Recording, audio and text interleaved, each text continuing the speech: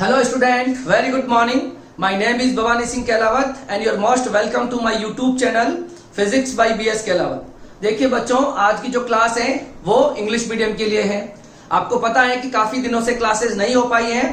आपके मैसेज और कॉल्स मुझे रेगुलरली आ रहे हैं, मगर कुछ प्रॉब्लम की वजह से ये क्लासेस नहीं हो पाती हैं। ठीक है, मगर मैं कोशिश कर रहा हूँ कि अब मैं हर एक दिन छोड़ के मैं आपको लेक्चर्स प्रोवाइड करवा पाऊं। ठीक है, मुझे पता है कि आप क्लास बोर्ड की स्टडी कर रहे हो और आपका जो शेड्यूल है वो भी ब्रेक हो रहा है। जो भी स्टूडेंट इस चैनल से पढ़ाई कर रहे हैं उनको काफी दिक्कत आ रही है, मगर मैं कोशिश करूंगा कि मैं रेगुलर वीडियोस को डाल पाऊं। ठीक है, तो देखिए अब काफी दिनों बाद आज क्लास हो रही है, तो हम क्या पढ़ रहे थे, कौन सा कितने लेक्चर्स हो चुके हैं, कौन कौन से टॉपिक हम कवर कर चुके हैं, उसके बारे में हम थोड़ी सी बात कर लेते हैं। उसके बाद हम आगे वाला टॉपिक क्या करेंगे, आज कंटिन्यू करेंगे। ठीक है, तो देखो बच्चों, हम क्या पढ़ रहे हैं, हम क्लास 12 की फिजिक्स पढ़ रहे हैं और उसकी हमने फर्स्ट यूनिट स्टार्ट की है इलेक्ट्रोस्टैटिक। क्या मतलब होता है इलेक्ट्रोस्टैटिक का? तो study of electric charges at rest and study of mutual interaction between the static charges. क्या मतलब हुआ कि जब कोई चार्जेस रेस्ट में होता है और उसकी स्टडी करना या उनमें होने वाले इंटरेक्शन की स्टडी करना इलेक्ट्रोस्टैटिक कहलाती है। क्लियर है? अच्छा, इलेक्ट्रोस्टैटिक में हमारे पास मेजरली 4 चैप्टर्स हैं।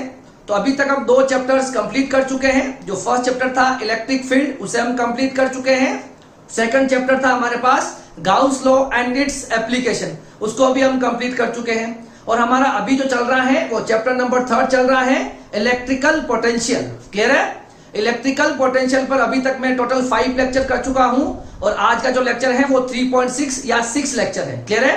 तो पहले हम ये बात कर लेते हैं कि जो हमने 5 लेक्चर्स पढ़े हैं उसमें हमने अभी तक क्या क्या पढ़ा है। ठीक है, वैसे मैं आपको कह रहा हूं कि अगर आज की क्लास आप डायरेक्टली देख रहे हो तो पहले आपको इस चैप्टर के जो 5 लेक्चर्स है उसको अच्छे से देख लेना चाहिए और जो भी मैंने न्यूमेरिकल कराए हैं, जो भी कंसेप्ट आपको बताए हैं वो आपको अच्छे से ध्यान में रखना है। ठीक है, मगर फिर भी अगर आप भूल गए हो तो मैं आपको एक बार ब्रीफली वापस बता देता हूं कि क्या क्या टॉपिक हमने पढ़ लिए हैं और उनके जो आंसर्स आए थे वो क्या क्या आए थे। क्लियर है? तो देखो, आपको याद होगा कि सबसे पहले हमने स्टार्ट किया था, जैसे कि चैप्टर का नाम है इलेक्ट्रिकल पोटेंशियल। ठीक है, तो हमें सबसे पहले उस इलेक्ट्रिक पोटेंशियल के बारे में समझना होगा। ठीक है, तो इलेक्ट्रिक पोटेंशियल को समझने से पहले सबसे पहले मैंने आपको एक टर्म समझाई थी, इलेक्ट्रिक पोटेंशियल डिफरेंस। ठीक है, आपको पता चल रहा है कि इलेक्ट्रिक फील्ड के किसी 2 पॉइंट के बीच का जो पोटेंशियल डिफरेंस होता है उसे हम क्या कहते हैं, इलेक्ट्रिक पोटेंशियल डिफरेंस। ठीक है, तो फिजिक्स में हम इसको कैसे डिफाइन करेंगे, देखो सपोज हम यहां पर एक इलेक्ट्रिक फील्ड में मान लेता हूं, ये जो आपको स्क्वायर, ये आपको जो रेक्टेंगल दिख रहा है, ये जो सरफेस दिख रही है, मान लो इसमें इलेक्ट्रिक फील्ड प्रेजेंट है। ठीक है, इसमें इलेक्ट्रिक फील्ड प्रेजेंट है और इलेक्ट्रिक फील्ड एक वेक्टर क्वांटिटी होती है जिसकी डायरेक्शन क्या होती है, +2 होती है। ठीक है, आप चाहे इसके अंदर मल्टीपल चार्जेस मान लो, मैं ये कहना चाह रहा हूं कि इसके अंदर इलेक्ट्रिक फील्ड अवेलेबल है। ठीक है, अच्छा, तो हम पोटेंशियल डिफरेंस को डिफाइन कैसे करें? तो सबसे पहले आपको पता होना चाहिए कि टेस्ट चार्ज क्या होता है। ठीक है, टेस्ट चार्ज होता है, इसको मैं +Q0 से लिखता हूं। ठीक है, जिसका यूज हम इलेक्ट्रिक पोटेंशियल को डिफाइन करने के लिए यूज करेंगे। ठीक है, ऐसा एज सच कोई चार्ज नहीं होता है इलेक्ट्रिक, है ना। जो आपका टेस्ट चार्ज है वो एक स्मॉल मैग्नीट्यूड या कह सकते हैं near about two equal magnitude, 0 magnitude, है ना, एक 0 मैग्नीट्यूड वाला एक चार्ज होता है, इसका अपना खुद का इलेक्ट्रिक फील्ड नल के बराबर होता है। ठीक है, उसका यूज हम इलेक्ट्रिक पोटेंशियल को डिफाइन करने के लिए करते हैं। ठीक है, अब देखिए हम मान लेते हैं कि ये मेरे पास कोई टेस्ट चार्ज है, ये इसके अंदर इलेक्ट्रिक फील्ड अवेलेबल है। ठीक है, मैं इस टेस्ट चार्ज को पॉइंट A से B तक लेके आता हूं। ठीक है, इस टेस्ट चार्ज को मैं पॉइंट A से B तक लेके आता हूं। ठीक है, अब आपको यह ध्यान रखना होगा कि इलेक्ट्रिक फील्ड के हर एक पॉइंट पर पोटेंशियल अवेलेबल होता है। ठीक है, तो मान लेता हूं यहां पर पोटेंशियल VA है और यहां पर पोटेंशियल VB है। ठीक है, मैं एक टेस्ट चार्ज को A से B तक लेके आया हूं और इसमें मुझे वर्क डन चाहिए। मैं इस टेस्ट चार्ज को A से B तक लेके आऊंगा और इसमें कितना वर्क डन होगा यही डिफाइन करेगा आपके इन दोनों पॉइंट के बीच का पोटेंशियल डिफरेंस। मतलब कैसे डिफाइन करेंगे, देखो फाइनल पोटेंशियल क्या हो गया B पॉइंट का VB, इनिशियल पोटेंशियल क्या हो गया VA। इसको कैसे डिफाइन करते हैं, तो आपको निकालना होगा A से B तक जाने में वर्क डन। ठीक है, और किसको लेके जाते हो आप, एक टेस्ट चार्ज को। ठीक है, तो एक टेस्ट चार्ज को इलेक्ट्रिक फील्ड में पॉइंट A से B तक ले जाने में जो वर्क डन होता है वो ही उन दोनों पॉइंट के बीच का पोटेंशियल डिफरेंस होता है। ठीक है, work done to moving a test charge in an electric field from A to B is known as potential difference between a two point. Fine. अब देखिए, अब यहां से यहां जब आप इस चार्ज को मूव करोगे तो आपको दो बातें ध्यान में रखनी होगी। एक तो आपको इस चार्ज की जो काइनेटिक एनर्जी होगी उसके अंदर चेंज जो होगा, है ना, change in kinetic energy zero होनी चाहिए। क्या होनी चाहिए? उस चार्ज की जो चेंज इन काइनेटिक एनर्जी होती है वो जीरो होनी चाहिए। मतलब जब इस चार्ज को आप यहां से यहां तक मूव करोगे तो उसकी काइनेटिक एनर्जी में चेंज नहीं होना चाहिए। सर ऐसा क्यों? तो उसका रीजन मैं आपको ऑलरेडी बहुत बार समझा चुका हूं, फिर एक बार वापस सुन लो।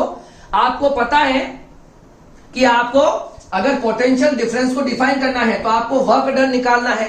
ठीक है, अगर हमें वर्क डन निकालना है और अगर मैं इस टेस्ट चार्ज को इस पॉइंट ए से बी तक लेके आता हूं और मैं इसकी काइनेटिक एनर्जी में चेंज कर दूं तो आपकी कुछ काइनेटिक एनर्जी कहां कंज्यूम हो जाएगी? उस मतलब आपका जो वर्क डन होगा वो कहां कंज्यूम हो जाएगा? चेंज काइनेटिक एनर्जी को चेंज करने में कंज्यूम हो जाएगा। इस वजह से आपको यहां जो वर्क डन मिलेगा वो एक्चुअल वर्क डन नहीं मिलेगा। इस वजह से आपको इस टेस्ट चार्ज को यहां से यहां तक मूव करते वक्त आपको उसकी काइनेटिक एनर्जी में चेंज नहीं करना है। अगर आप काइनेटिक एनर्जी में चेंज कर दोगे तो आपने जो वर्क डन किया है ना उसमें से कुछ वर्क डन उस काइनेटिक एनर्जी को चेंज करने में कंज्यूम हो जाएगा और फिर हम पोटेंशियल डिफरेंस को जो डिफाइन करना चाहते हैं एक्चुअल वर्क डन चाहिए, यहाँ वो एक्चुअल वर्क डन नहीं आएगा। ठीक है, इसलिए आपको कभी भी काइनेटिक एनर्जी में चेंज नहीं करना है। और एक बात ध्यान ये रखना है, जो वर्क डन होगा वो होगा एक्सटर्नल एजेंट का, है ना। देखिए, जब हम इलेक्ट्रिक फील्ड में किसी चार्ज को मूव करेंगे ना तो हम वर्क डन करेंगे। जो एक्सटर्नल एजेंट होगा तो ये जो वर्क डन होता है this is done by an external agent. कौन करता है? ये एक्सटर्नल एजेंट का वर्क डन होता है। इन दोनों पॉइंट को आपको हमेशा पोटेंशियल डिफरेंस की डेफिनेशन के साथ लिखना है। ठीक है, काइनेटिक एनर्जी में चेंज भी नहीं होना चाहिए और work done by an external agent होता है। ठीक है, ओके, ये हो जाएगी आपके पास इलेक्ट्रिक पोटेंशियल डिफरेंस की डेफिनेशन। क्लियर है?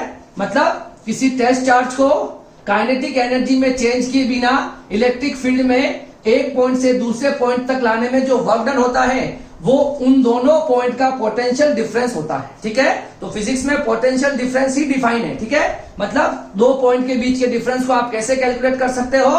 तो आप किसी टेस्ट चार्ज को इलेक्ट्रिक फील्ड में काइनेटिक एनर्जी में चेंज किए बिना एक पॉइंट से दूसरे पॉइंट तक लाने में वर्क डन कैलकुलेट कर लो, वो ही उन दोनों पॉइंट के बीच का पोटेंशियल डिफरेंस हो जाएगा। ठीक है, अब मान लो ये जो ए वाला जो पॉइंट है, सपोज देखना ये जो इनिशियल ए वाला पॉइंट है इसे मैं इनफाइनाइट पे ले जाता हूं तो इनफाइनाइट पर पोटेंशियल कितना अज्यूम है फिजिक्स में? जीरो डिफाइन है।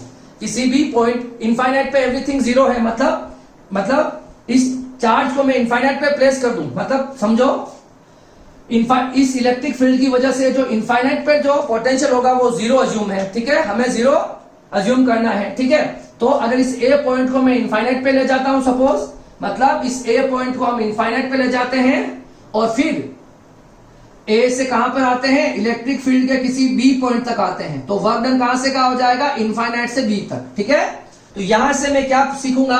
मैं इलेक्ट्रिक पोटेंशियल को कैलकुलेट करना सीखूंगा। कैसे? देखो, आपको पोटेंशियल डिफरेंस की डेफिनेशन पता है, ये होती है, हमें पता है पोटेंशियल डिफरेंस की। अब देखो इस बी पॉइंट का पोटेंशियल कितना है? वीबी। ए पॉइंट का पोटेंशियल हो जाएगा जीरो। कहां से कहां तक लेके आए? ए पॉइंट है इनफाइनाइट पर और इनफाइनाइट से आप बी तक लेके आए हो और किसको लेके आए हो? एक टेस्ट चार्ज क्यू नॉट को। तो वीबी को सपोज मैं वी मान लू, ये डब्ल्यू अपॉन क्यू नॉट हो गया, तो ये हो जाएगा पोटेंशियल एट पॉइंट बी। तो किसी भी पॉइंट पर पोटेंशियल कैसे कैलकुलेट किया जाता है? किसी टेस्ट चार्ज को इनफाइनाइट से इलेक्ट्रिक फील्ड के किसी पॉइंट तक लाने में जो वर्क डन होता है वो ही इस पॉइंट का एक्चुअल इलेक्ट्रिक पोटेंशियल होता है ना। Work done to moving a charge from infinite to any point in electric field, the total work done is equal to the electric potential at that point. ठीक है ना, मतलब अब आपको देखो पोटेंशियल डिफरेंस में तो क्या किया था? टेस्ट चार्ज को हमने इलेक्ट्रिक फील्ड में ही मूव किया था एक पॉइंट से दूसरे पॉइंट में। ठीक है, अब इलेक्ट्रिक पोटेंशियल को कैसे डिफाइन करें? तो आप सपोज कर लो कि ए पॉइंट इनफाइनाइट पे चला गया और इनफाइनाइट पर पोटेंशियल कितना होता है? जीरो होता है। तो आप इनफाइनाइट से किसी टेस्ट चार्ज को इलेक्ट्रिक फील्ड के किसी पॉइंट तक लेके आओगे, उसमें जो आपको वर्क डन करना पड़ेगा ना वो उसी पॉइंट का इलेक्ट्रिक पोटेंशियल हो जाएगा, ठीक है ना। तो अब आपको कभी कोई पूछे कि सपोज आपको इलेक्ट्रिक पोटेंशियल निकालना है, एक बात आप ये ध्यान रखो, इलेक्ट्रिक पोटेंशियल होता है वो इलेक्ट्रिक फील्ड के किसी पॉइंट पर ही डिफाइन है, समझ में आ रहा ना। तो अगर आपको इलेक्ट्रिक पोटेंशियल निकालना है तो आपको क्या करना होगा, आपको एक टेस्ट चार्ज लेना होगा, उस टेस्ट चार्ज को इनफाइनाइट पर प्लेस करना होगा और इनफाइनाइट से उस टेस्ट चार्ज को इलेक्ट्रिक फील्ड के उस पॉइंट तक लेके आओगे और उसमें जो वर्क डन होगा वो उस पॉइंट का इलेक्ट्रिक पोटेंशियल हो जाएगा। क्लियर है बात। तो ये होता है electric potential at any point, ठीक है। तो अब देखिए इलेक्ट्रिक पोटेंशियल जो होता है वो एक स्केलर क्वांटिटी है। क्या है, स्केलर क्वांटिटी है। हम बात कर लेते हैं इसकी यूनिट की। तो इलेक्ट्रिक पोटेंशियल की यूनिट होती है वोल्ट। क्या होती है, वोल्ट। और एक वोल्ट को हम लिख सकते हैं, देखो W की होती है जूल और Q की होती है कूलम। तो एक वोल्ट को हम 1 जूल अपॉन 1 कूलम भी लिख सकते हैं। तो आपको कभी भी पूछा जाए डिफाइन 1 वोल्ट, क्या पूछा जाए आपसे, 1 वोल्ट की डेफिनेशन पूछी जाए तो आप क्या लिखोगे, किसी टेस्ट चार्ज को इनफाइनाइट से इलेक्ट्रिक फील्ड के किसी पॉइंट तक लाने में अगर 1 जूल वर्क डन करना पड़ता है तो उस पॉइंट का पोटेंशियल 1 वोल्ट हो जाएगा, है ना। Suppose a test charge moving a test charge from infinite to any point in electric field, the total work done is equal to 1 coulomb. It means the electric potential at that point is 1 volt, ठीक है ना। तो ये electric potential का है। Electric potential को scalar quantity क्यों बोला सर, होती है क्योंकि वर्क डन होता है। इलेक्ट्रिक पोटेंशियल है क्या, work done on a test charge. तो work done is a scalar quantity, it means electric potential is also a scalar quantity. ये आपका जो पहला टॉपिक था या इंट्रोडक्शन था जहां हमने इलेक्ट्रिक पोटेंशियल डिफरेंस और इलेक्ट्रिक पोटेंशियल को समझा। ये बहुत इंपॉर्टेंट है। अगर ये दोनों टर्म आपको अच्छे से समझ में नहीं आती तो आपको आगे नहीं पढ़ना चाहिए, पहले इन दोनों को अच्छे से क्लियर कर लो। एक ध्यान आपको यह रखना है कि जब आप किसी टेस्ट चार्ज को एक पॉइंट से दूसरे पॉइंट तक मूव करोगे तो आपको काइनेटिक एनर्जी में चेंज नहीं करना है। और दूसरा पॉइंट, जो वर्क डन होगा ना वो इलेक्ट्रिक फील्ड का वर्क डन नहीं होगा, वो एक्सटर्नल एजेंट का वर्क डन होगा जो इलेक्ट्रिक फील्ड के वर्क डन के अपोजिट, इक्वल और अपोजिट होता है, ठीक है। तो ये दोनों टर्म आपको पता होने चाहिए। फिर हमने एक टर्म सीखी थी कि इलेक्ट्रिक पोटेंशियल और इलेक्ट्रिक फील्ड में हमने एक रिलेशन देखा था, है ना। उसको हम यूं भी कह सकते हैं कि कैसे हम इलेक्ट्रिक फील्ड से इलेक्ट्रिक पोटेंशियल को कैलकुलेट कर सकते हैं। तो आपको पता होगा कि वहां हमें एक फॉर्मूला मिला था VB minus VA integration A to B E dot DL। ये मुझे एक फॉर्मूला मिला था, आपको साफ साफ दिख रहा है क्योंकि हमारे पास अगर इलेक्ट्रिक फील्ड है तो हम क्या निकाल सकते हैं, इलेक्ट्रिक पोटेंशियल डिफरेंस निकाल सकते हैं। अच्छा सर, ये तो इलेक्ट्रिक पोटेंशियल डिफरेंस है, आप इलेक्ट्रिक पोटेंशियल को बताओ। इस ए पॉइंट को क्या कहां ले जाऊं मैं, इनफाइनाइट पर। तो इनफाइनाइट पर पोटेंशियल हो जाएगा 0, यहां रख दो। तो VB माइनस 0, टेस्ट चार्ज को कहां से कहां मूव करोगे, इनफाइनाइट से पॉइंट बी तक, और E डॉट DL। तो ये हो जाएगा potential at point B. Minus भी आता है ना, माइनस ऑफ EDL। अब ये आपको देखना है तो मेरे जो प्रीवियस वीडियोस है उनको देखो, मैंने बहुत अच्छे से इनको समझा रखा है।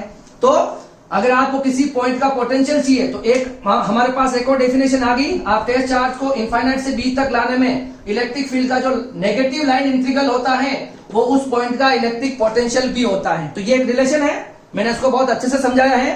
अगर आपको इसको डिटेल में देखना है तो मेरे जो प्रीवियस वीडियो है, मैंने 5 लेक्चर बनाए हैं इस चैप्टर नंबर 3 पर या इलेक्ट्रिक पोटेंशियल पर, इसे आप देख लेना। ये हमारे पास सेकंड टॉपिक था, है ना, relation between V and E, या इसे हम कह सकते हैं electric potential from electric field. मतलब इलेक्ट्रिक फील्ड की हेल्प से हम इलेक्ट्रिक पोटेंशियल कैसे कैलकुलेट करें। देखो ये इलेक्ट्रिक फील्ड है और ये इलेक्ट्रिक पोटेंशियल हो गया, ठीक है।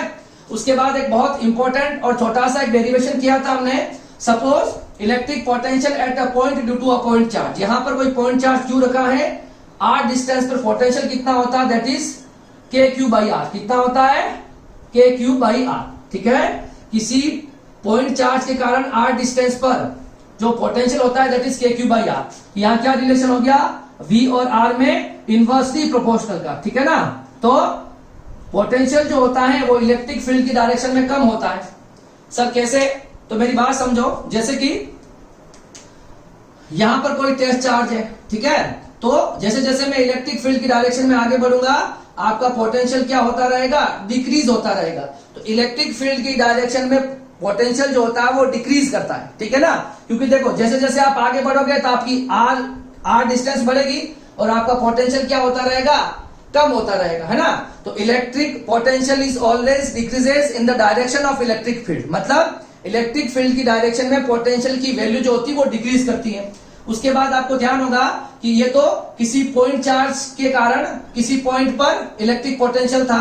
फिर मैंने आपको बताया था electric potential due to a group of charge. अगर मल्टीपल चार्जेस हैं, जैसे कि यहाँ पर क्यू है, तो बहुत सारे चार्जेस Q1, Q2, Q3 हो और उसके कारण आपको किसी P पॉइंट पर पोटेंशियल कैलकुलेट करना है, तो हम क्या करेंगे, ऐसे कर लेंगे KQ1/R1, है ना, और दूसरा हो जाएगा KQ2/R2। इस तरह से जितने भी होंगे उनको ऐड कर लेंगे, है ना। हर एक चार्ज की वजह से पोटेंशियल को हम क्या कर लेंगे, कैलकुलेट कर लेंगे और सबको ऐड कर लेंगे, वो आपको potential due to a multiple charges या ग्रुप ऑफ चार्जेस मिल जाएगा। क्लियर है, ठीक है। उसके बाद एक इंपॉर्टेंट टॉपिक हमने और डिस्कस किया था, जो काफी इंपॉर्टेंट डेरिवेशन है, ये आपको बोर्ड के लिए काफी इंपॉर्टेंट है और जो कंपटीशन की तैयारी कर रहे हैं उनको इसका सॉल्यूशन याद रहना चाहिए। क्या मतलब था, देखो आपको मैंने बताया था कि अगर हमारे पास कोई डाइपोल है, क्या है हमारे पास, सपोज कोई डाइपोल है, मैं इसको रब कर रहा हूं, ठीक है। ये सारी बातें मैंने आपको रिवीजन के लिए बताई है, ठीक है। अब देखो इस पॉइंट का क्या मतलब है, electric potential at a point due to a electric dipole. आपको पता होना चाहिए कि इलेक्ट्रिक डाइपोल क्या होता है, when the two equal and opposite charges, when two equal and opposite charges are separated by a very small distance is known as electric dipole. And what is electric dipole moment? Electric dipole moment is denoted by the P, which is the magnitude of either charge and distance between them, है ना। The product of magnitude of either charge and distance between them is known as the electric dipole moment. Electric dipole moment is denoted by a capital P and it is a vector quantity. It is a vector quantity. So which is the direction of electric potential? The direction of electric dipole moment is -2 plus, means electric dipole moment is a vector quantity and the direction is from -q to +q. And what is the derivation? तो हम क्या चाहते हैं, electric potential at a point r theta, मतलब किसी theta angle पर और r distance पर कोई p पॉइंट है, वहां पर पोटेंशियल कितना होगा। इसके लिए मैंने आपको बहुत अच्छे से डेरिवेशन समझाया है। तो इस पॉइंट पर पोटेंशियल आएगा, है ना, किसी भी थीटा एंगल पर, इलेक्ट्रिक डाइपोल के किसी भी थीटा एंगल पर और r डिस्टेंस पर। तो कितना होता था पोटेंशियल, वो था 2 क्या था, KP cos theta r² - l² cos² theta. ये मेरे पास उसका सॉल्यूशन आया था, KP cos theta r² - l² cos theta. अगर मैं यहाँ पर थीटा को 0 कर दूं, सब इस चीज को समझना, जैसे -q है +q है, ये डाइपोल है, अगर थीटा 0 का मतलब ये पॉइंट जो है इस डाइपोल के साथ कितने डिग्री एंगल बना रहा है, थीटा डिग्री बना रहा है, तो ये हो जाएगा due to an axial point, है ना, electric dipole at a axial point. तो यहाँ पर थीटा की वैल्यू आप 0 रख दोगे, थीटा की वैल्यू 0 रखोगे तो ये आ जाएगा एक्सियल पर आ जाएगा। इसी तरह से अगर ये -q है, ये +q है और अब इस पॉइंट पर पोटेंशियल कैलकुलेट करना है, तो थीटा कितना हो जाएगा, 90 हो जाएगा। तो अगर थीटा को आप 90 डिग्री रखोगे तो वो V एट इक्विटोरियल हो जाएगा, है ना, कोएक्सियल लाइन या इक्विटोरियल लाइन पे हो जाएगा। तो बहुत अच्छा डेरिवेशन था, इसको आपको बहुत अच्छे से समझना चाहिए, ठीक है। तो ये मैंने आपको क्या बताया है, अभी तक हमने जो पढ़ा है मैंने आपको उसके बारे में बताया है, ठीक है।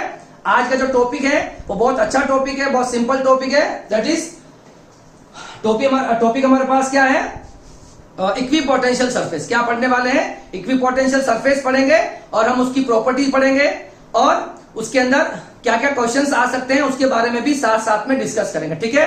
आप इस चीज को चाहो तो कॉपी कर लो, फिर मैं आपको बताता हूं फ्रॉम इक्विपोटेंशियल सरफेस। तो देखिए अभी मैंने आपको जो बेसिक समझाया है कि इस जो लास्ट 5 लेक्चर थे उसमें हमने क्या क्या पढ़ा था, उसका मैंने अभी आपको ब्रीफ इंट्रोडक्शन दिया। और आज का जो हमारा टॉपिक है वो हम अभी स्टार्ट करने वाले हैं। आज का जो टॉपिक है वो क्या है, वो है हमारे पास इक्विपोटेंशियल सरफेस, ठीक है। तो देखो इक्वी का मतलब सेम होता है, पोटेंशियल का मतलब आपको पता है और सरफेस का मतलब भी आपको पता है। एक ऐसी सरफेस जिसके हर एक पॉइंट पर पोटेंशियल सेम हो उसे हम इक्विपोटेंशियल सरफेस कहते हैं। मतलब the surface at every point which potential is same is called potential equipotential surface. मतलब मेरे पास अगर ऐसी कोई सरफेस है उसके हर पॉइंट पर क्या हो जाए, पोटेंशियल सेम हो जाता है, उसे हम क्या कह देते हैं, इक्वी पोटेंशियल सरफेस कह देते हैं। ठीक है, तो इसकी डेफिनेशन तो बहुत इजी हो गई, मगर अब हम इक्वी पोटेंशियल सरफेस की कुछ प्रॉपर्टी पढ़ने वाले हैं। ठीक है, कि इक्वी पोटेंशियल सरफेस जो होती है उसके हर एक पॉइंट पर पोटेंशियल सेम होता है, मगर हम कुछ और भी इसके बारे में प्रॉपर्टी को है वो स्टडी करने वाले हैं। जो पहली जो प्रॉपर्टी मैं आपको बता रहा हूं वो क्या है कि सपोज मेरे पास कोई इक्वी पोटेंशियल सरफेस है, मतलब सपोज ये मेरा हाथ जो है, ये मेरी हाथ की जो पाम है, ये एक इक्वी पोटेंशियल सरफेस है, मतलब इसके हर एक पॉइंट पर पोटेंशियल सेम है। तो क्या मतलब हुआ, अगर मैं किसी टेस्ट चार्ज को इस इक्वी पोटेंशियल सरफेस पर एक पॉइंट से दूसरे पॉइंट तक ले जाऊं तो हमें कोई वर्क डन नहीं करना पड़ता। मतलब क्या हुआ, no work is done in moving a test charge over an equipotential surface. मतलब इक्वी पोटेंशियल सरफेस में किसी टेस्ट चार्ज को एक पॉइंट से दूसरे पॉइंट तक ले जाने के लिए कोई वर्क डन नहीं करना पड़ता। ठीक है, इस चीज को हम एग्जांपल के थ्रू भी समझने वाले हैं। तो देखो क्या मतलब हुआ, सपोज मेरे पास ये एक इक्वी पोटेंशियल सरफेस ले ली। ठीक है, ये मेरे पास एक इक्वी पोटेंशियल सरफेस बना दी मैंने। क्या मतलब हुआ, मतलब ये होगी हमारे पास इक्वी पोटेंशियल सरफेस। ठीक है, अच्छा अब इस इक्वी पोटेंशियल को हम समझना चाहते हैं। सपोज मेरे पास कोई टेस्ट चार्ज है, क्या है, मेरे पास कोई टेस्ट चार्ज है, उसे मैं ए पॉइंट से कहां तक लाऊंगा, बी पॉइंट तक लेके आऊंगा। कहां तक लेके आऊंगा, ए पॉइंट से बी पॉइंट तक लेके आऊंगा। ठीक है, किसी टेस्ट चार्ज को मैं पॉइंट ए से बी तक लेके आऊंगा। अब देखो यहां पर पोटेंशियल सपोज वीए है, यहां पर सपोज पोटेंशियल वीबी है। ठीक है, आपको पता है अगर इक्वी पोटेंशियल सरफेस होगा तो VA इक्वल टू VB होगा और उसे मैं V से लिख पाऊंगा। ठीक है, अब देखिए अगर हमने पोटेंशियल की डेफिनेशन पढ़ी है, ठीक है, तो क्या होता है बताओ, इलेक्ट्रिक पोटेंशियल डिफरेंस डेफिनेशन। ठीक है, अगर इलेक्ट्रिक पोटेंशियल डिफरेंस की डेफिनेशन अगर आपने पढ़ी हो तो क्या हो जाएगा, final potential minus initial potential work done from A to B on a test charge. मतलब किसी टेस्ट चार्ज को एक पॉइंट से दूसरे पॉइंट तक ले जाने में जो वर्क डन होता है वो उन दोनों पॉइंट के बीच का पोटेंशियल डिफरेंस होता है। ठीक है, अब आपको पता है कि इक्वी पोटेंशियल सरफेस के हर एक पॉइंट पर पोटेंशियल सेम होता है, तो VB होगा वो VA के इक्वल हो जाएगा, तो V minus V WAB upon Q not. तो यहां से ये 0 हो जाएगा, तो WAB मेरे पास क्या आएगा, 0 आ गया। तो जिस बात को मैंने यहां पर लिखा है उसको हमने उधर प्रूव भी कर लिया। ये इसका प्रूव हो जाएगा कि हम किसी टेस्ट चार्ज को जब इक्वी पोटेंशियल सरफेस पर मूव करते हैं तो हमें कोई वर्क डन नहीं करना पड़ता है ना, या यूं कह सकते हैं potential at every point on equi potential surface will same. ठीक है, मतलब will same, equi potential surface के हर एक पॉइंट पर पोटेंशियल डिफरेंस पोटेंशियल जो होता है वो सेम होता है, और पोटेंशियल डिफरेंस इज ऑलवेज 0। अगर आप किसी दो पॉइंट के बीच का पोटेंशियल डिफरेंस निकालोगे वो हमेशा कितना आ जाएगा, 0 आ जाएगा, क्योंकि हर एक पॉइंट पर पोटेंशियल क्या होता है, सेम होता है। तो ये इसकी एक पहली प्रॉपर्टी है जिसे आपको अच्छे से पढ़ना चाहिए। ठीक है, इसको आप कॉपी कर लो, वीडियो को पॉज करके कॉपी कर लिया करो, फिर मैं आपको इसकी सेकंड प्रॉपर्टी बताऊं। ठीक है, मैं इसको मिटा रहा हूं, क्लियर है, ओके। अब हम इसकी सेकंड प्रॉपर्टी देखेंगे। ठीक है, टोटल मैं इसकी आपको 4 प्रॉपर्टी बताने वाला हूं, चारों प्रॉपर्टी इंपॉर्टेंट है, 1 मार्क्स के अंदर ये प्रॉपर्टी पूछी जाती है। ठीक है, इसी पे क्वेश्चन आता है। जो हम प्रॉपर्टी पढ़ रहे हैं इक्वी पोटेंशियल सरफेस की कभी डेफिनेशन नहीं पूछेंगे, मतलब आपको जो मैं चारों प्रॉपर्टी बता रहा हूं वो प्रॉपर्टी ही पूछी जाएगी। अच्छा, जो सेकंड प्रॉपर्टी है वो क्या है, electric field is always perpendicular to the equipotential surface. क्या मतलब हुआ, इलेक्ट्रिक फील्ड जो होता है वो इक्वी पोटेंशियल सरफेस के हमेशा परपेंडिकुलर होता है। क्या मतलब हो गया, सपोज देखो अगर ये मेरे पास एक इक्वी पोटेंशियल सरफेस है, इस सरफेस को मैंने कुछ इस तरह से रख रखा है। ठीक है, इस बोर्ड के परपेंडिकुलर मैंने इस सरफेस को रख रखा है, मतलब ये मेरी जो हो जाएगी वो सरफेस हो जाएगी। ठीक है, अब देखो मान लो ये अगर इलेक्ट्रिक फील्ड की डायरेक्शन है तो इक्वी पोटेंशियल सरफेस जो होती है वो इलेक्ट्रिक फील्ड के हमेशा परपेंडिकुलर होती है। मतलब ये जो है that is equi potential surface हो गया और ये मेरा इलेक्ट्रिक फील्ड हो गया, है ना।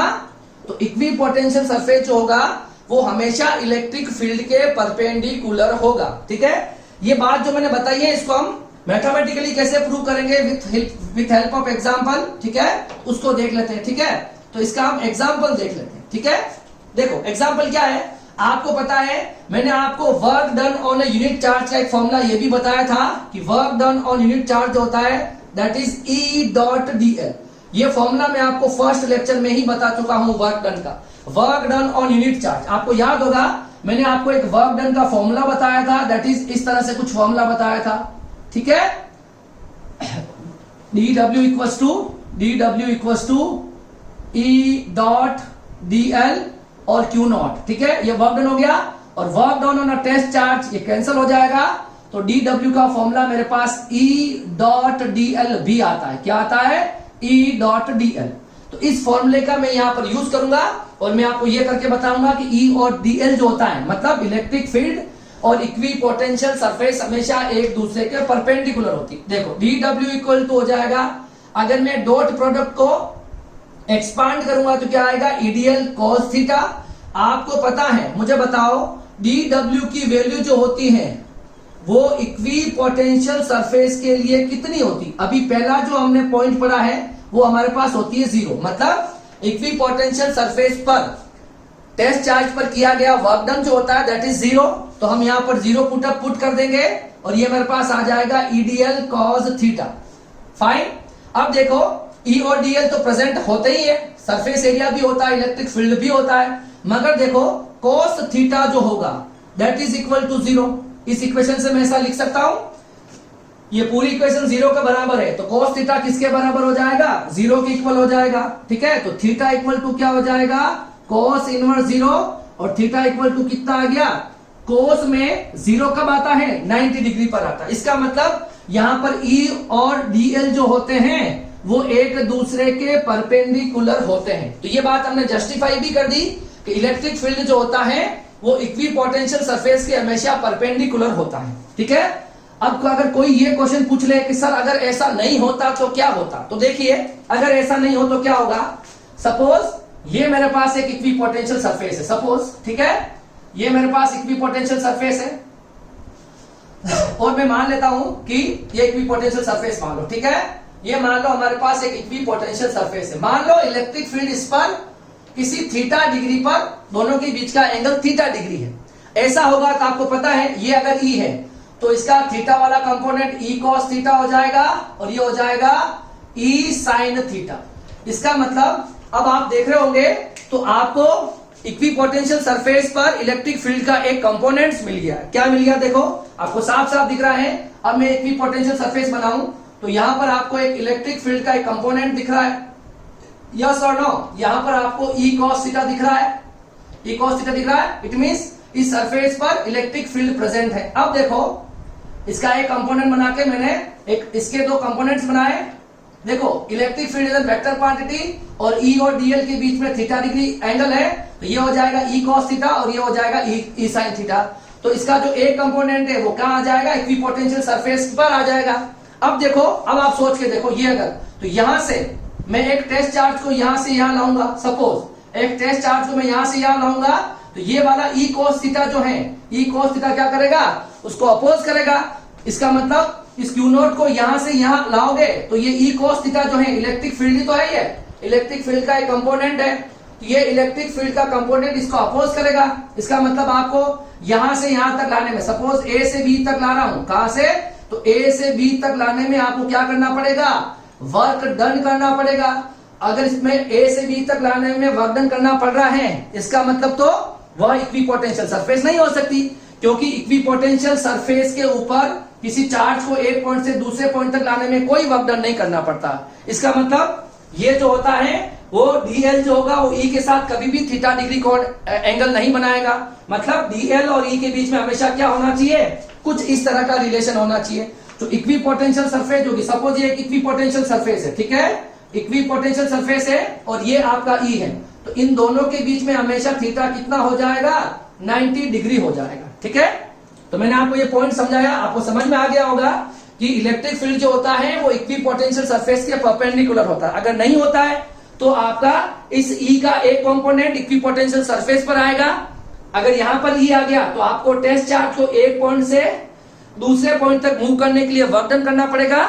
इसका मतलब वो सरफेस इक्विपोटेंशियल सरफेस नहीं हो सकती, क्योंकि हमें पता है कि इक्विपोटेंशियल सरफेस जो होती है उस पर या उसमें किसी एक टेस्ट चार्ज को एक टेस्ट चार्ज को एक पॉइंट से दूसरे पॉइंट तक ले जाने के लिए कोई वर्क डन नहीं करना पड़ता। ठीक है, तो देखो अब जो थर्ड प्रॉपर्टी है वो थर्ड प्रॉपर्टी क्या है हमसे देख लेते हैं।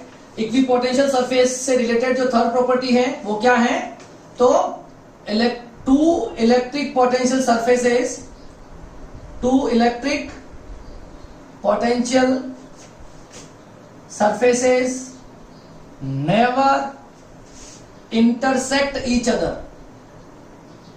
ठीक है, जो दो इक्विपोटेंशियल सरफेसेस होगी वो आपस में कभी भी इंटरसेक्ट नहीं कर सकती। क्या मतलब हो गया, जैसे ये मेरे पास एक इक्विपोटेंशियल सरफेस है और ये मेरे पास एक इक्विपोटेंशियल सरफेस है। ठीक है, ये फर्स्ट सरफेस और ये सेकंड सरफेस। जो फर्स्ट सरफेस है उसकी वजह से यहां जो पोटेंशियल होगा वो V1 हो जाएगा, और इस सेकंड सरफेस की वजह से यहां पर इस पॉइंट पर पोटेंशियल होगा वो V2 हो जाएगा। तो क्या मतलब हो गया, देखो कि दो इक्विपोटेंशियल आपस में कभी भी इंटरसेक्ट नहीं कर सकती, ऐसा नहीं हो सकता। ठीक है, अगर ऐसा होगा इट मींस एक पॉइंट ऑफ इंटरसेक्शन जो होगा ये क्या हो जाएगा, इसका पॉइंट ऑफ इंटरसेक्शन। ठीक है, पॉइंट ऑफ इंटरसेक्शन। ठीक है, इस पॉइंट ऑफ इंटरसेक्शन पर कितने पोटेंशियल होंगे, 2 पोटेंशियल होंगे।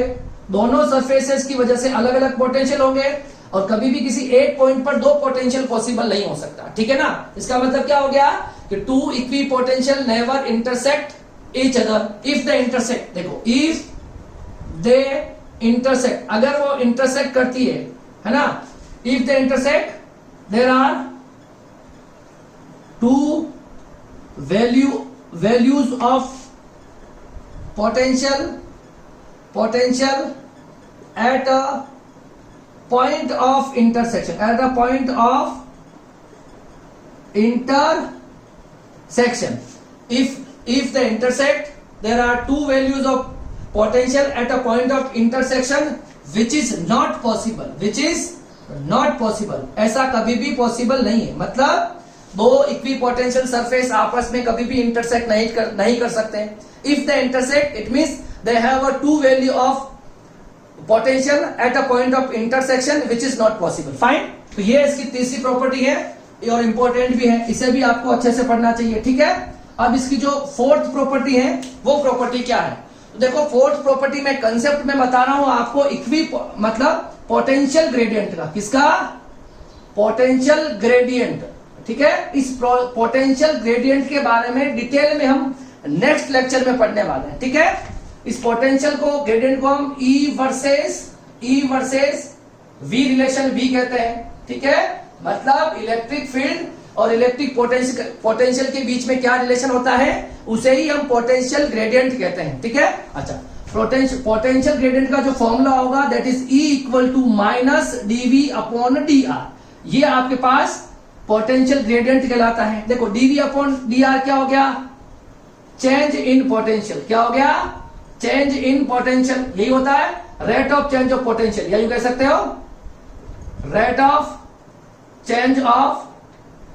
Of change of potential with respect to distance. ठीक है, तो मतलब पोटेंशियल का चेंज बता रहा है और ये बता रहा है डिक्रीमेंट, है ना, डिक्रीमेंट मतलब, और ये बता रहा है आपको इलेक्ट्रिक फील्ड। तो क्या मतलब हो गया इस फॉर्मूले का, आपको सिर्फ अभी मैं बता रहा हूं ये सब फॉर्मूला होता है। इस फॉर्मूले को हम अगले लेक्चर के अंदर इसको प्रूव भी करेंगे। ठीक है, तो क्या मतलब है, देखो कि इलेक्ट्रिक फील्ड जो होता है उसकी डायरेक्शन में पोटेंशियल जो होता है वो डिक्रीज करता है। यही तो लिख रखा है dV अपॉन dr, माइनस का मतलब डिक्रीज होना, dV अपॉन dr का मतलब पोटेंशियल की जो रेट होती है वो इलेक्ट्रिक फील्ड की डायरेक्शन में क्या करती है, डिक्रीज करती है। कैसे, देखो इसको हम एग्जाम्पल के थ्रू समझ सकते हैं। सपोज हमारे पास ये Q चार्ज है, Q पॉइंट चार्ज है, और इस Q पॉइंट चार्ज ने इलेक्ट्रिक फील्ड बनाया है, और आपको पता है अगर पॉजिटिव Q होगा तो आउटवर्ड डायरेक्शन में इलेक्ट्रिक फील्ड लाइन होगी। ठीक है, अब देखो यहां पर मैं 3 पॉइंट ले रहा हूं, P1, P2 और P3। मान लो ये डिस्टेंस जो है वो 1 है, ये डिस्टेंस यहां से 2 है और ये डिस्टेंस वहां से 3 है। मैं तीनों पॉइंट पर पोटेंशियल निकालता हूं, ठीक है। देखो ये इलेक्ट्रिक फील्ड की डायरेक्शन है, तो देखो इस पॉइंट पर पोटेंशियल क्या हो जाएगा, V1 बताओ, KQ अपॉन डिस्टेंस है 1 तो KQ अपॉन 1। इस पर बताओ इस पॉइंट पर पोटेंशियल KQ अपॉन 2। इस पॉइंट पे बताओ V3 equals to KQ upon 3, यही पोटेंशियल आए। अब आप देखोगे तो सबसे मैक्सिमम पोटेंशियल तो ये हो जाएगा, सबसे मैक्सिमम पोटेंशियल, उससे कम पोटेंशियल ये हो जाएगा और ये सबसे कम हो जाएगा। तो जैसे जैसे आप इलेक्ट्रिक फील्ड की डायरेक्शन में मूव कर रहे हो, पोटेंशियल की वैल्यू क्या कर रही है, डिक्रीज कर रही है। क्या कर रही है, डिक्रीज कर रही है। देखो इसमें हम इसको समझने के लिए मैं आपको एक यहां पर और डिटेल में समझाऊंगा इसको अभी, पर ये पॉइंट आपको समझ में आना चाहिए। तो देखो potential is always decreases in the direction of electric field। मतलब इलेक्ट्रिक फील्ड की डायरेक्शन में जो होता है हमेशा पोटेंशियल क्या करता है, डिक्रीज करता है, ठीक है। इसको हम एग्जांपल से भी समझ सकते हैं। आई होप सो आपने कॉपी कर लिया होगा, ठीक है। देखो उधर जो मैंने आपको पोटेंशियल ग्रेडियंट का कंसेप्ट जो समझाया है उसका यूज मैं इधर करूंगा। मैं आपको समझाने क्या जा रहा हूं, ये मैंने आपको सिर्फ कंसेप्ट समझाया है। अब मैं आपको फोर्थ जो प्रॉपर्टी है वो समझाने चाह रहा हूं, ठीक है। फोर्थ प्रॉपर्टी क्या है, देखो electric equipotential surfaces are closer together in strong electric field and further away in weak electric field,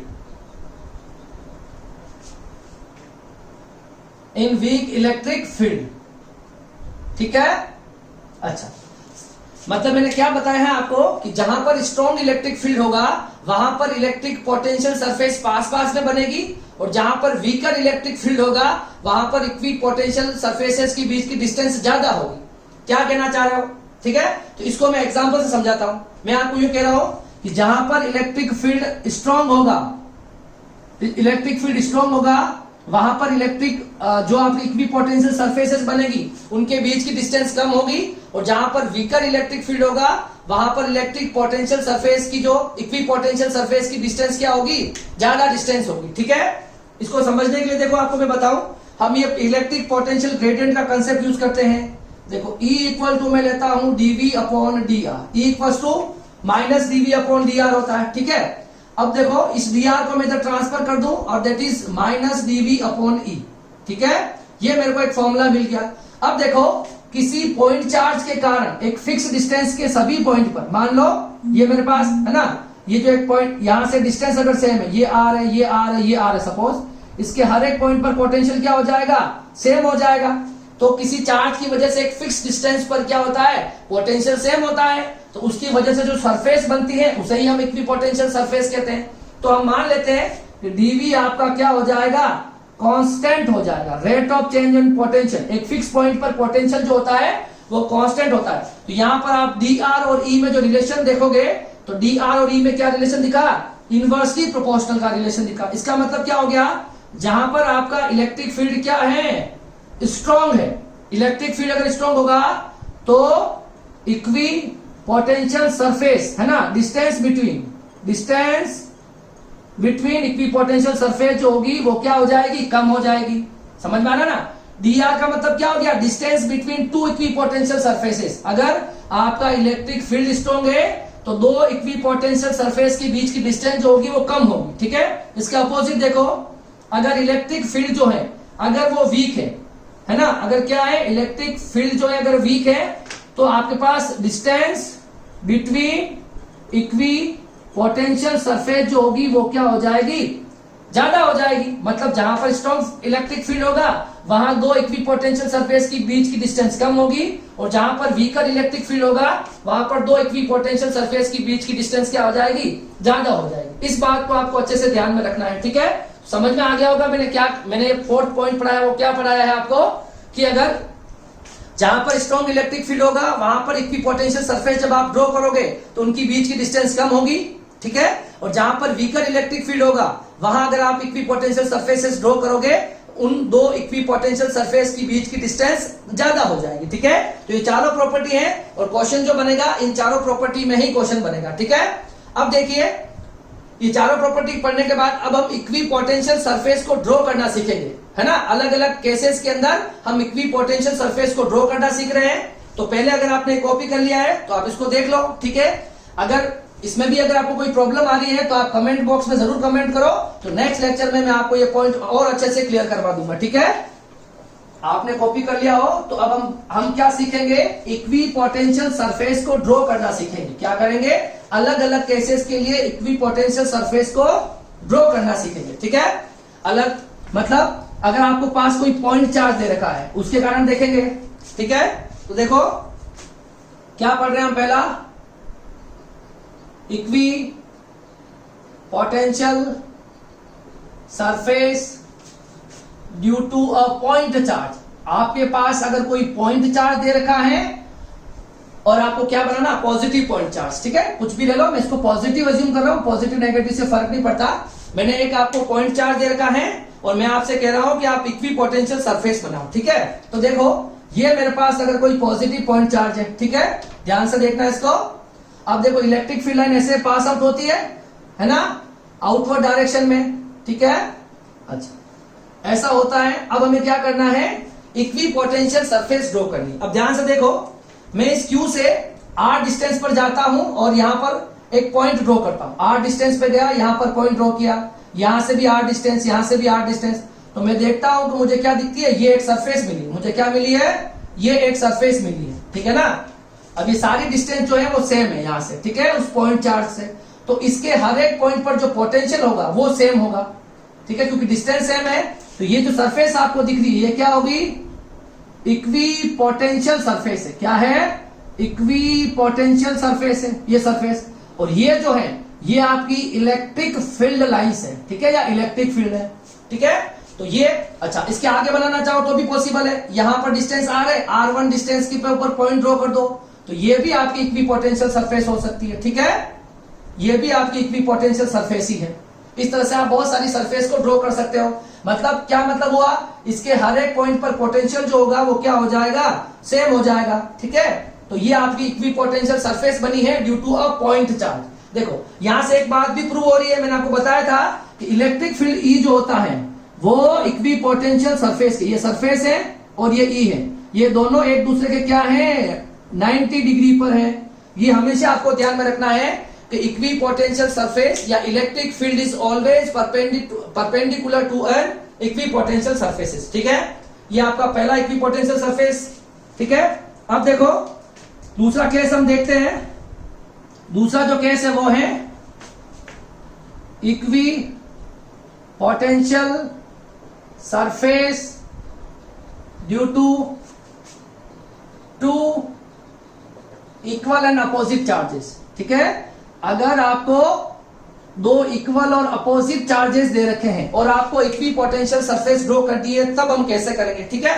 तो देखो यहां पर हम लिख लेते हैं, जैसे ये हमारे पास प्लस Q है और ये मेरे पास क्या बना ली हमने, यहां मान लो हमारे पास माइनस Q है, ठीक है, ओके। अब देखो हम इलेक्ट्रिक फील्ड लाइन बनाएंगे प्लस से माइनस की ओर। देखो इलेक्ट्रिक फील्ड लाइन जो होती है वो प्लस से आउटवर्ड होती है और माइनस के इनवर्ड होती है।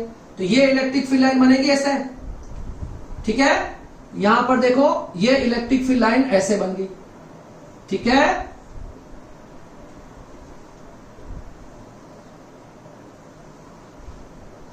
ये प्लस से एरो जरूर बनाने हैं आपको हमेशा, एरो नहीं बनाओगे तो ये कंसीडर नहीं की जाएगी, ठीक है। और माइनस में इनवर्ड होती है, ठीक है, इस तरह से।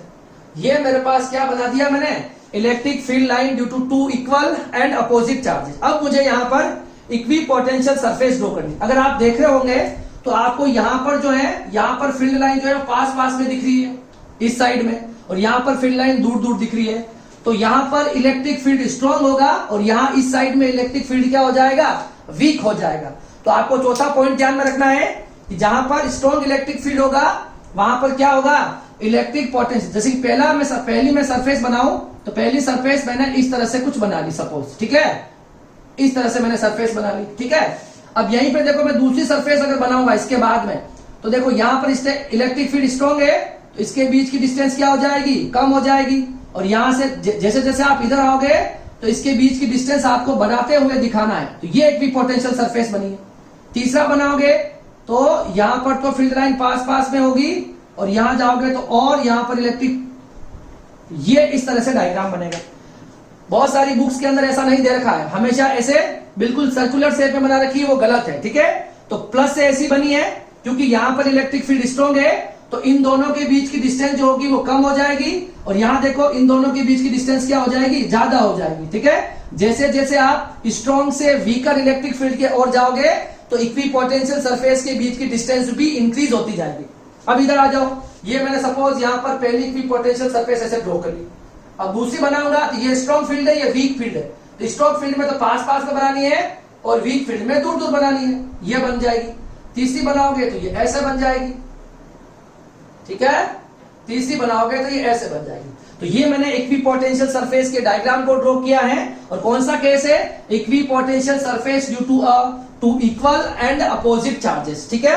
दोनों केस समझ में आया, ये पॉइंट चार्ज की वजह से और ये टू इक्वल और अपोजिट चार्ज की वजह से, ठीक है।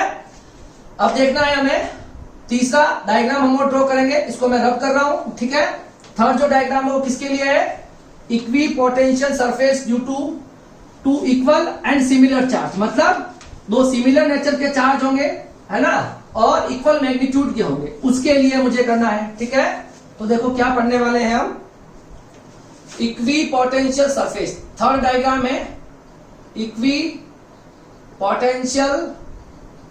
सरफेस ड्यू टू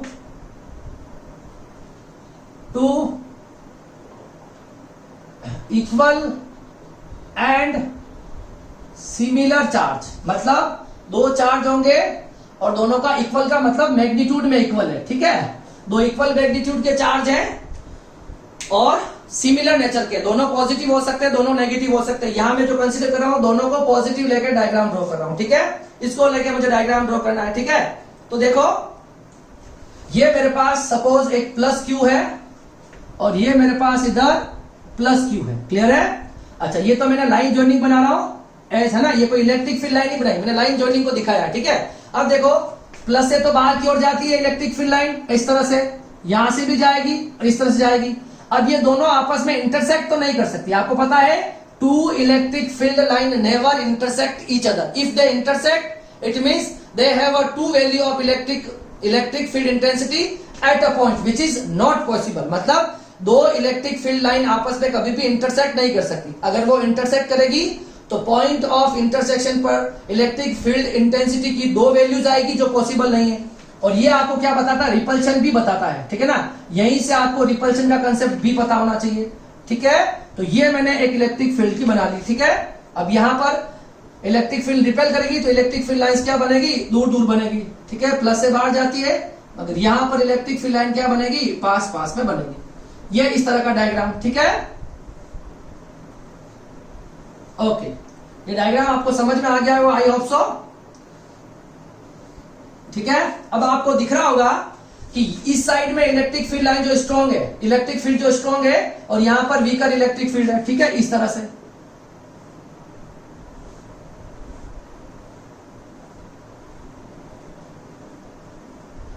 प्लस से electric field line outward direction में जाती है, तो आपको एरो का जो सिंबल बनाओगे बहुत ध्यान से बनाना है। अगर आप एरो के सिंबल को उल्टा सीधा बनाओगे तो वो गलत हो जाएगा, ठीक है। तो एरो का सिंबल को आपको बहुत अच्छे से ध्यान में रखना है, ठीक है। तो ये आपके पास इलेक्ट्रिक फील्ड लाइन की क्या हो जाती है, ये इलेक्ट्रिक फील्ड लाइन बना दी मैंने, ठीक है। आप चाहो थोड़ा और दिखा दो यहाँ पर, ठीक है। आपको दिख रहा होगा कि आउटर साइड में यहाँ पर इलेक्ट्रिक फील्ड स्ट्रॉन्ग है और यहाँ पर वीकर इलेक्ट्रिक फील्ड है। इसी तरह से इधर इलेक्ट्रिक फील्ड स्ट्रॉन्ग है, इधर वीकर है। तो अब हम इसके इक्विपोटेंशियल सरफेस को कैसे ड्रॉ करेंगे, तो देखो पहली सरफेस आप कैसे भी बना लो, ये बना ली मैंने फर्स्ट सरफेस, ठीक है। जब आप दूसरी सरफेस बनाओगे तो सेकंड वाली इक्विपोटेंशियल सरफेस की जो डिस्टेंस होगी वो कम होगी, और जैसे जैसे आप वीकर इलेक्ट्रिक फील्ड में बढ़ोगे तो वो डिस्टेंस क्या होती चली जाएगी, बढ़ती चली जाएगी, और डायग्राम कुछ इस तरह से बन जाएगा। आपको दिख रहा है यहाँ स्ट्रॉन्ग है, इनके बीच की डिस्टेंस कम है, और यहाँ वीक है तो इनके बीच की डिस्टेंस ज्यादा है, ठीक है। अगला बनाओगे तो भी कुछ ऐसे ही बनेगा और डिस्टेंस और बढ़ती चली जाएगी, ठीक है। तो यहाँ 2 डायग्राम इनफ है, ठीक है। तो ये डिस्टेंस बढ़ती चली जाएगी। इस डिस्टेंस को थोड़ा मैं पास में बना देता हूं,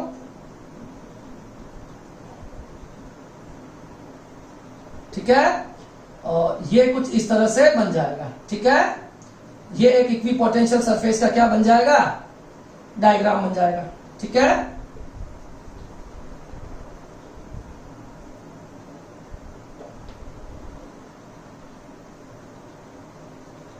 ठीक है, देखो यहां पर डिस्टेंस पास पास में है और ये डिस्टेंस ज्यादा है, ठीक है। अच्छा इधर भी बना लो, ये वीकर है तो ये ऐसा हो जाएगा, ठीक है। और ये पास पास में, ठीक है। और करोगे तो और ऐसा हो जाएगा, ठीक है। तो ये आपके पास इक्विपोटेंशियल सरफेस को मैंने इस तरह से बना दिया, ठीक है।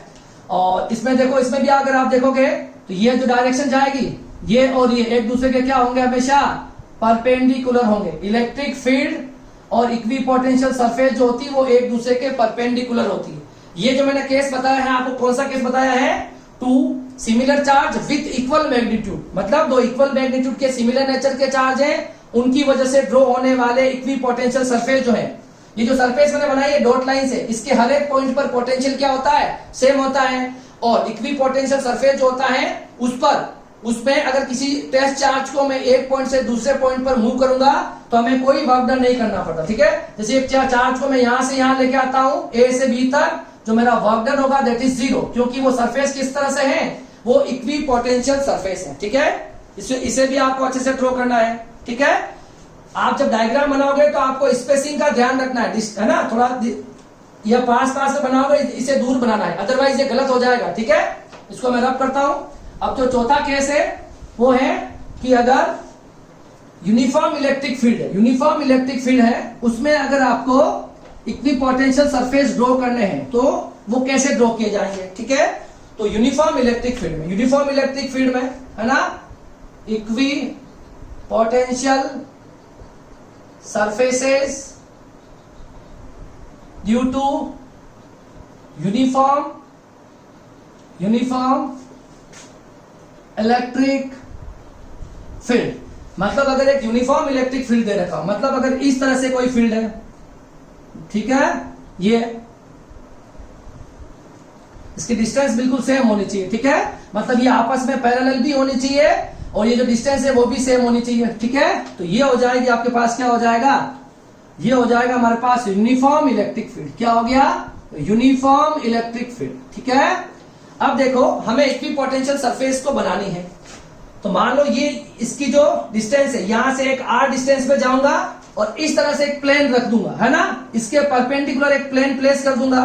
मैं ऐसा एक प्लेन बना रहा हूं, ठीक है। ये मैंने एक प्लेन प्लेस कर दिया एक फिक्स डिस्टेंस r पर। अगली एक कोई डिस्टेंस r1 ले लूं, ठीक है, और यहां पर भी एक प्लेन ड्रॉप कर दूं, मतलब इस तरह से एक प्लेन ड्रॉप कर दूं, ठीक है। इस तरह से ये प्लेन बना दी। ये प्लेन जो है ये इलेक्ट्रिक फील्ड के परपेंडिकुलर रखे गए, जैसे ये S1 है और S2 है, ये इलेक्ट्रिक फील्ड के परपेंडिकुलर है। एक मैं चाहूं तो यहां बना दूं, यहां बना देंगे तो इस तरह से कुछ हो जाएगा, ठीक है। ये हमारी, तो ये जो आपको S1, S2 और S3 दिख रहे हैं, ये इक्विपोटेंशियल सरफेस है। यूनिफॉर्म इलेक्ट्रिक फील्ड के अंदर इक्विपोटेंशियल सरफेस कुछ इस तरह से बनता है।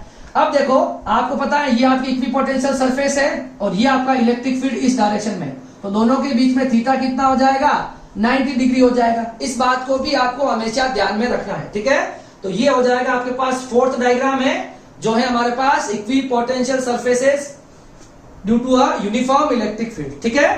तो ये आज का जो हमारा टॉपिक था इक्विपोटेंशियल सरफेस, ठीक है। तो देखो इसको मैं वापस बता देता हूं। सबसे पहले इक्विपोटेंशियल सरफेस क्या होता है, ठीक है, शॉर्टली रिवाइज कर लेते हैं आज की पूरा जो हमने पढ़ा है, ठीक है। तो सबसे पहले potential at every point is same, मतलब इक्विपोटेंशियल सरफेस के हर एक पॉइंट पर पोटेंशियल क्या होगा, सेम होगा। और पोटेंशियल डिफरेंस जो होगा डेल पी, पोटेंशियल डिफरेंस जो होगा किन्हीं भी दो पॉइंट का, वो हमेशा कितना आएगा, 0 आएगा। इक्विपोटेंशियल सरफेस में टेस्ट चार्ज कोई ले लो आप Q0, उस टेस्ट चार्ज Q0 को इक्विपोटेंशियल में एक पॉइंट से दूसरे पॉइंट तक ले जाने में हमेशा वर्क डन कितना करना पड़ेगा, 0 वर्क डन करना पड़ेगा। फोर्थ पॉइंट जो है वो क्या है, इक्वी पोटेंशियल इलेक्ट्रिक फील्ड जो होता है वो हमेशा इक्वी पोटेंशियल सरफेस के क्या होता है, परपेंडिकुलर होता है। इस बात का भी ध्यान रखना है, ठीक है। जो पांचवा पॉइंट है, surface of conductor, surface of charge conductor, किसी भी चार्ज कंडक्टर की जो सरफेस होती है वो क्या होती है, हमेशा इक्वी पोटेंशियल सरफेस होती है। क्या होगी है, इक्वी पोटेंशियल सरफेस।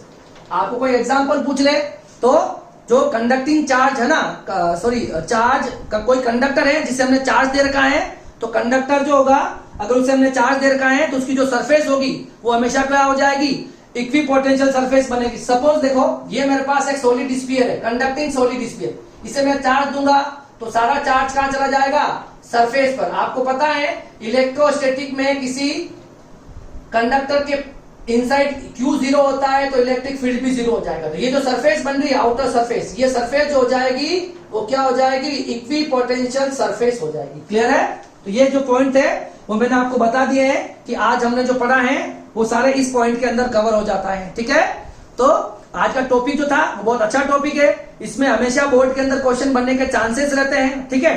अब देखो इनकी जो चारों प्रॉपर्टी बताई उसको आपको बहुत अच्छे से आना चाहिए, ठीक है। अब देखो इसमें न्यूमेरिकल जो पूछते हैं वो किस तरह के न्यूमेरिकल पूछते हैं, है ना। देखो आपको सपोज कोई चार्ज दे रखा होगा 5 कूलम का, फिर आपको उस 5 कूलम चार्ज को मूव कराना है, move from A to B, किसी A टू B, ठीक है, जैसे 5 मीटर तक इन इक्वी पोटेंशियल सरफेस, इन इक्वी पोटेंशियल सरफेस। ऐसा एक क्वेश्चन आपको दे देते हैं। अब इसका सॉल्यूशन क्या होगा, क्या पूछा गया है, कोई चार्ज है Q 5 कूलम का, उसे आप इक्वी पोटेंशियल सरफेस में A पॉइंट से B पॉइंट तक ले जा रहे हो, ठीक है। A पॉइंट से आपसे पूछा गया A से B तक ले जाने में कितना वर्क डन करना पड़ेगा। तो आपको पता है इक्वी पोटेंशियल सरफेस में किसी टेस्ट चार्ज को एक पॉइंट से दूसरे पॉइंट तक ले जाने के लिए कोई वर्क डन नहीं करना पड़ता। तो ये सारी बातें कंफ्यूजन के लिए लिखी जाती है। आप क्या करते हो, आप इन दोनों को मल्टीप्लाई करके आंसर लिख के आ जाते हो, जो कि गलत हो जाएगा, ठीक है। क्योंकि इक्वी पोटेंशियल सरफेस में किसी चार्ज को एक पॉइंट से दूसरे पॉइंट तक ले जाने के लिए कोई वर्क डन नहीं करना पड़ता, क्योंकि हर एक पॉइंट पर पोटेंशियल सेम होगा, तो दोनों पोटेंशियल डिफरेंस 0 आएगा। जब पोटेंशियल डिफरेंस 0 है तो चार्ज को मूव करने में कोई वर्क डन नहीं करना पड़ेगा, ठीक है। तो आज की क्लास हम यही एंड कर रहे हैं। हम मिलेंगे नेक्स्ट लेक्चर में, जहां हम पोटेंशियल ग्रेडियंट से का कंसेप्ट पढ़ेंगे, ठीक है, और उससे बनने वाले अच्छे न्यूमेरिकल्स हम करने वाले हैं, ठीक है। तो आप सब लोग साथ साथ में पढ़ते रहना। नोट्स में आपको भेज रहा हूं, आप जरूर नोट्स बनाएं, अपने हैंड रिटन नोट्स बनाएं, मेरे नोट्स का यूज करते हुए बनाएं। कुछ भी प्रॉब्लम आए तो आप मुझसे जरूर कम्युनिकेट करें, मेरे व्हाट्सएप के थ्रू कम्युनिकेट कर सकते हो। टेलीग्राम अकाउंट मैंने बना रखा है, वहां पर भी मैं नोट्स को डाल रहा हूं, वहां सारे वीडियोस डाले जा रहे हैं। आप किसी भी सोशल मीडिया प्लेटफॉर्म के थ्रू मेरे नोट्स को आप ले सकते हो। क्लियर है। तो आज की क्लास के लिए इतना ही। Thank you so much. अब हम मिलेंगे नेक्स्ट क्लास में।